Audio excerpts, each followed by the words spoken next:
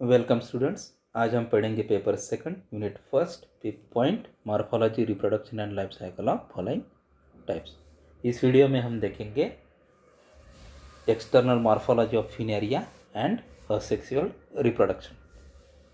Funaria जिसका division है bryophyta, class है ब्रायोप्सिडा, ऑर्डर है फिनेरियल्स, फैमिली फिनेरिएसी, जीनस फिनेरिया। अभी हम देखेंगे distribution and habitat of Funaria. तो अपना जो फिनेरिया है, this is the most common genus among the mosses. ये मॉसेस में जितने भी प्लांट्स आते हैं तो इसमें से सबसे कॉमन अगर कोई होगा तो वो है फिनेरिया। तो ऑल ओवर द वर्ल्ड इसके 117 स्पीसीज़ पाए जाते हैं। उसमें से 18 स्पीसीज़ जो हैं वो इंडिया में भी पाए जाते हैं।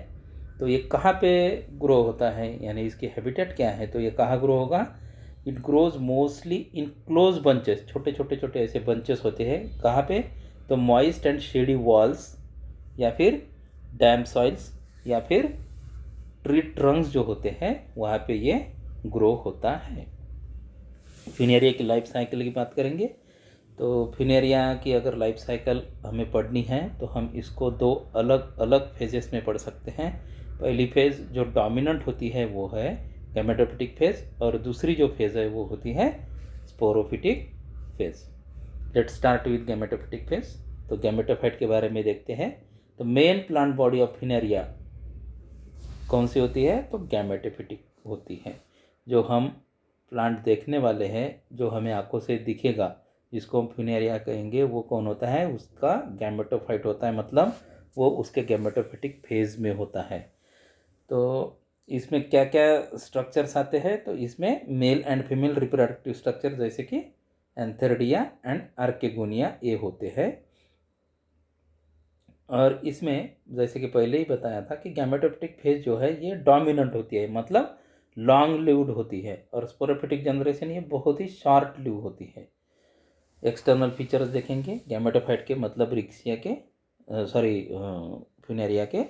तो gametophyte is differentiated into rhizoid axis और स्टेम एंड लीव्स। तो राइजोइड्स कहाँ पे है? फिगर में हम देख सकते हैं। तो this rhizoids are arise from the base of the axis. वो कैसे होते हैं? वो सिलेंडर होते हैं, ब्रांच होते हैं, मल्टी सेलुलर होते हैं, और उसमें ना ऑब्लिक सेप्टा होते हैं, मतलब ऐसे पार्टीशन होते हैं उसमें। अगर माइक्रोस्कोप के नीचे हम देखेंगे तो ऐसे हमें पार्टीशन हम देख सकते हैं। एक्सिस कैसा होता है इसका? एक्सिस यानी स्टेम कैसा होता है? इट इज़ अपराइट, सिलेंडर और ब्रांच होता है। Each branch is extra axillary होती है, मतलब जब कभी भी इसको ब्रांचिंग आएगी तो हमेशा ये लीव्स के नीचे से ही ब्रांच निकलेगी, है ना। इसलिए उसको क्या कहा जाता है? Extra axillary. लीव्स की बात करते हैं तो लीव्स सेसाइल होते हैं, मतलब उनको स्टॉक नहीं होता है, जिसको पेटियोल कहा जाता है वो नहीं होता है, इसलिए वो सेसाइल होता है। शेप कैसा होता है उसका? ऑब्लॉन्ग टू ओवेट होता है, और मार्जिन एंटायर होती है। कभी कभी मार्जिन दूसरे प्लांट में अगर हम देखेंगे, जैसे कि हिबिस्कस प्लांट है, तो उसकी लीव्स की मार्जिन एंटायर नहीं होती है ना। अपेक्स इसका पॉइंटेड होता है, और ये स्पाइरली अरेंज होते हैं ब्रांचेस पे। लीफ जो है इनमें मिडरिप भी हम देख सकते हैं। रिप्रोडक्शन की बात करेंगे फिनेरिया के, तो फिनेरिया दो अलग अलग मीन्स से रिप्रोड्यूस होता है। पहला मीन जो है वो वेजिटेटिव है, दूसरा है वो सेक्सुअल है। तो वेजिटेटिव रिप्रोडक्शन अगर फिनेरिया को करना है तो वो किस किस टाइप से कर सकता है, ये हम देखने वाले हैं। कौन कौन से मेथड्स होते हैं इसके वेजिटेटिव रिप्रोडक्शन के? तो first method by primary protonema, second by secondary protonema, third by gimme, fourth by bulbils and fifth by apospore। तो वन बाय वन हम देखेंगे अभी। By primary protonema, in Funaria spores on germination form the branch filamentous multicellular structure called as protonema। जब कभी भी sporophyte से spores बाहर निकलेंगे और उनका जर्मिनेशन होगा, तब जो मल्टी सेलुलर फिलामेंटस स्ट्रक्चर बनेगा उसको क्या कहेंगे? प्राइमरी प्रोटोनेमा कहेंगे। दिस प्रोटोनेमा जो होता है ये कभी कभी टूट जाता है ऐसे पीसेस में, जिसको हम फ्रैगमेंट्स कहते हैं। तो क्यों टूटता है कभी कभी? Due to the death of intercalary cells, यानी प्रोटोनेमा में जितने भी सेल्स है उसमें से बीच में से कुछ सेल्स मर जाएंगे।